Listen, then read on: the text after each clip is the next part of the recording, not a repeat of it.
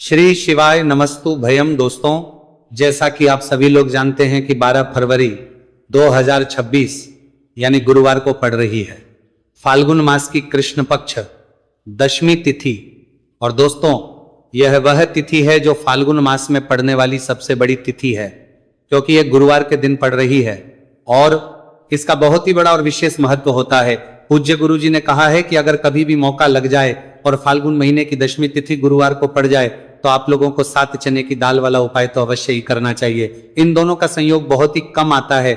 इसी के साथ में गुरु अपनी शिव पुराण कथा में बताया है कि इस दिन आपको 7 चने की दाल वाला उपाय तो आपको अवश्य ही करना चाहिए, क्योंकि ऐसा दिन पूरे साल में सिर्फ एक ही बार आता है।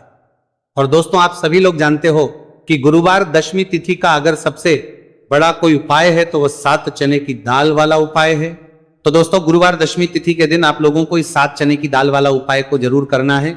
बहुत लोग होंगे जिन लोगों ने इस उपाय को ना किया हो, मतलब पूरा साल निकल गया, उन्होंने किसी भी दिन इस 7 चने की दाल वाला उपाय को ना किया हो। पर दोस्तों, आपके पास एक आखिरी मौका बचा हुआ है, जो कि 12 फरवरी गुरुवार दशमी तिथि के दिन है।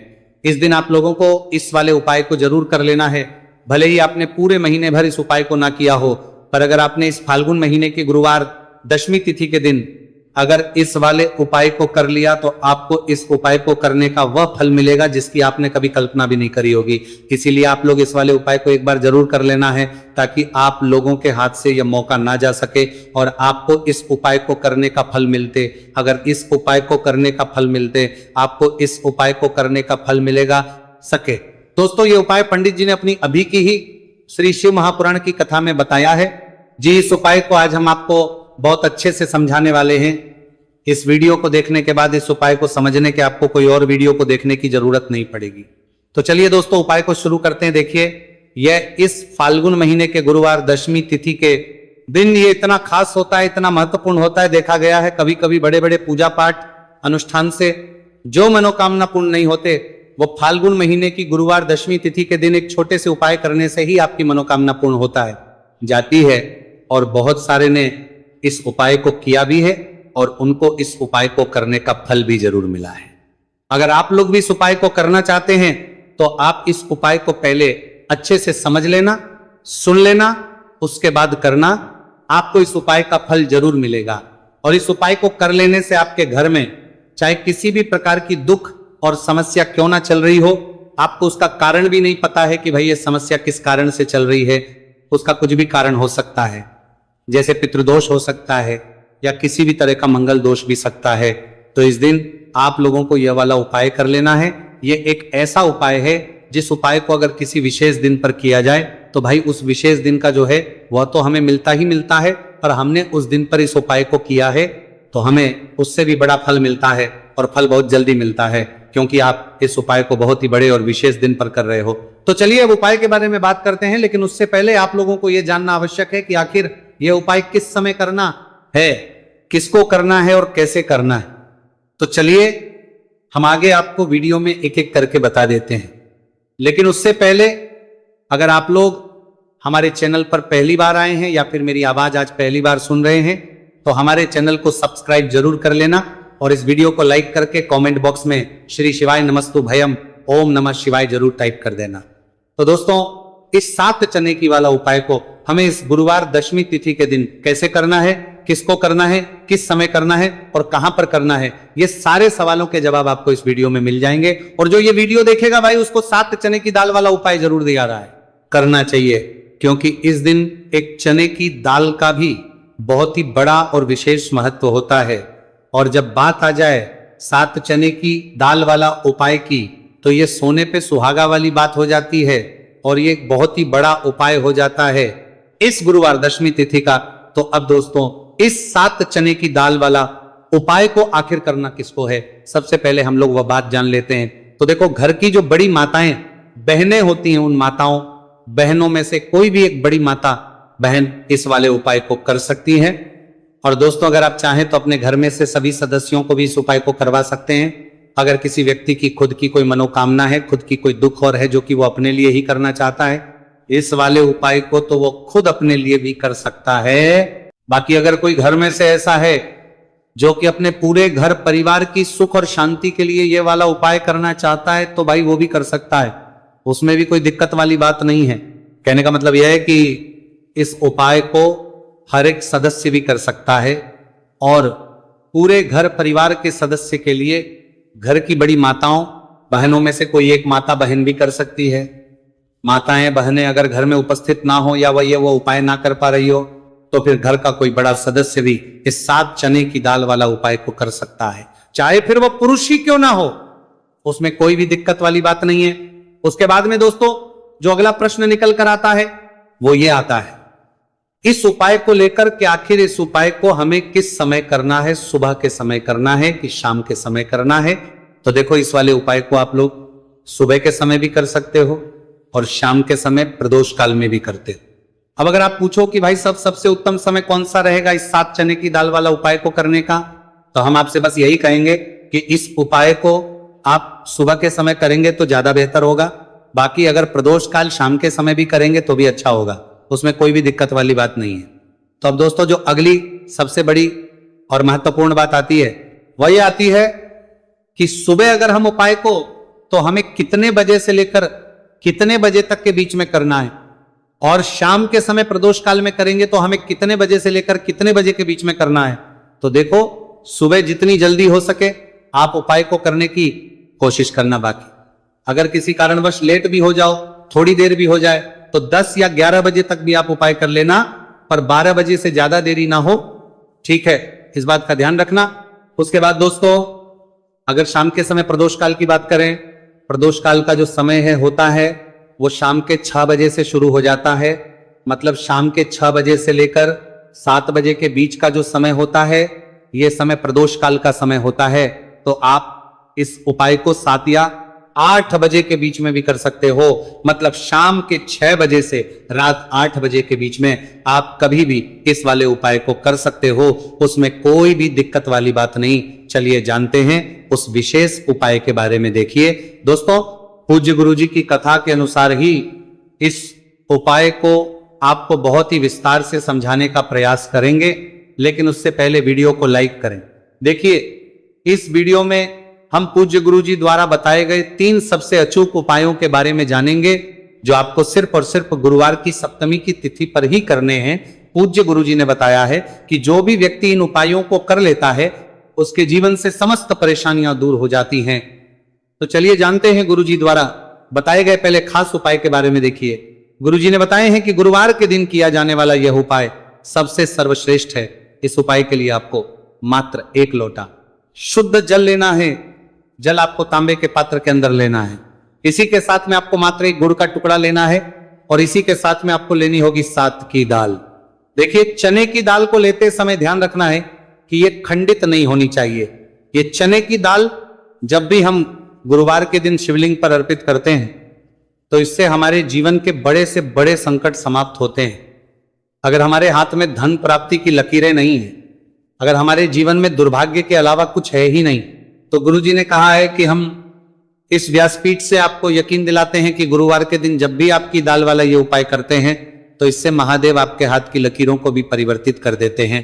तो दोस्तों ये तीनों ही सामग्री लेकर के आपको पहुंच जाना है भगवान शिव के मंदिर में। देखिए गुरुजी ने बताया है कि इस उपाय को आप सुबह से लेकर के शाम तक किसी भी समय कर सकते हैं। देखिए शिव मंदिर पहुंचने के बाद आप जो 1 गुड़ का टुकड़ा लेकर के गए हैं, सबसे पहले तो आपको उसे जल के पात्र के अंदर डाल देना है और आपको महादेव का स्मरण करते हुए ये 1 लोटा जल धीरे धीरे शिवलिंग पर अर्पित करते जाना है। साथ ही साथ आपको श्री शिवाय नमस्तुभयम इस मंत्र का भी जाप करते रहना है। कम से कम 11 बार आपको इस मंत्र का जाप अवश्य करना है। अब दोस्तों आपके पास जो चने की दाल है उन्हें आपको एक एक करके शिवलिंग पर अर्पित करते जाना है। चने की दाल आप एक एक करके भी समर्पित कर सकते हैं और एक साथ भी शिवलिंग पर अर्पित कर सकते हैं।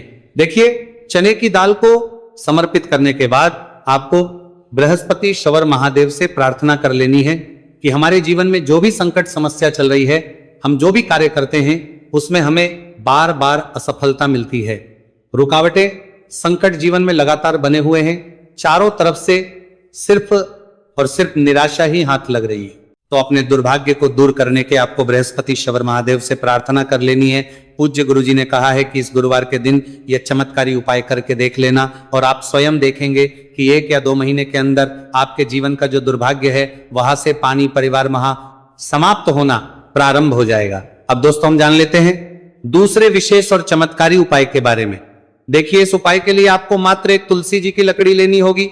अगर आपके पास पहले से ही तुलसी जी की लकड़ी है तो उसका उपयोग आप कर सकते हैं, और यदि आपके घर में तुलसी जी का पौधा सूखा हुआ है तो वहां से भी आप तुलसी जी की मात्र एक लकड़ी ले सकते हैं। देखिए, इस उपाय के लिए आपको मात्र एक मिट्टी का दीपक लेना है।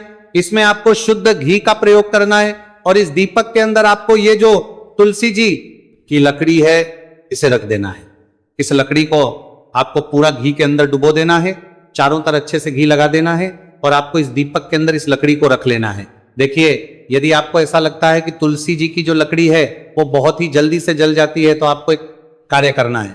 आपने जो तुलसी जी की लकड़ी ली है उस पर आपको पूरी पर अच्छे से रुई लपेट देना है, यानी कि कॉटन जो होती है उसे अच्छे से लपेट देना है जिससे कि ये जो लकड़ी है दिखाई ही ना पड़े। तो इस लकड़ी के ऊपर आपको लपेट लेनी है। अब इसी लकड़ी के ऊपर जो आपने रुई लपेटी है उस पर आपको अच्छे से घी लगा लेना है और उस दीपक के अंदर आपको इसे डाल देना है। अब देखिए, इस दीपक को आप भगवान विष्णु के वहां पर भी प्रज्वलित कर सकते हैं या फिर भगवान विष्णु के किसी भी स्वरूप के सामने आप इसे प्रज्वलित कर सकते हैं या फिर आपके घर में जो माता तुलसी जी का पौधा है वहां पर भी इस दीपक को आप प्रज्वलित कर सकते हैं। पूज्य गुरु जी ने कहा है कि जो भी व्यक्ति इस 12 फरवरी 2026 गुरुवार की 10वीं तिथि पर यह तुलसी जी की लकड़ी का दीपक प्रज्वलित कर देता है तो उसके जीवन में कभी भी धन संपदा की कमी नहीं होती है। देखिए, ये जो उपाय है आपने माघ में 10वीं तिथि पर किया होगा, लेकिन इस बार फाल्गुन मास की 10वीं तिथि है, गुरुवार के दिन।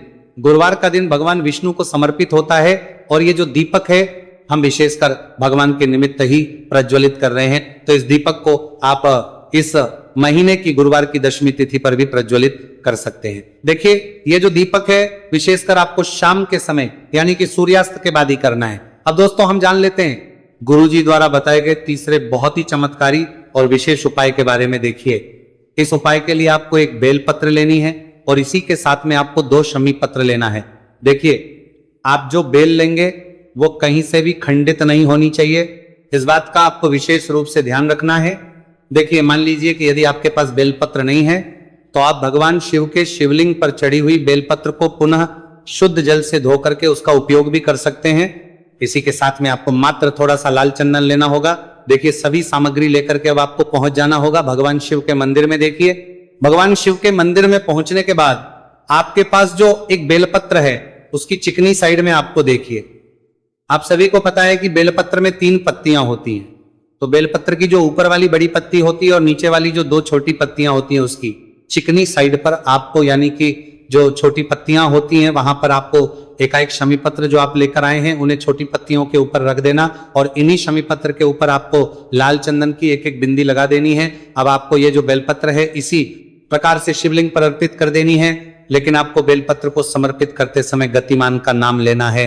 देखिए, गतिमान जो है वो हनुमान जी के छोटे भाई हैं और पूज्य गुरु जी ने बताया है कि गतिमान का नाम लेकर ही आपको यह उपाय करना है, क्योंकि आपके शरीर के जो भी रोग हैं उन्हें भगवान गतिमान दूर करने वाले इस उपाय को करने के बाद आपकी जो भारी से भारी बीमारी है वो भी भगवान गतिमान की कृपा से दूर होने वाली है।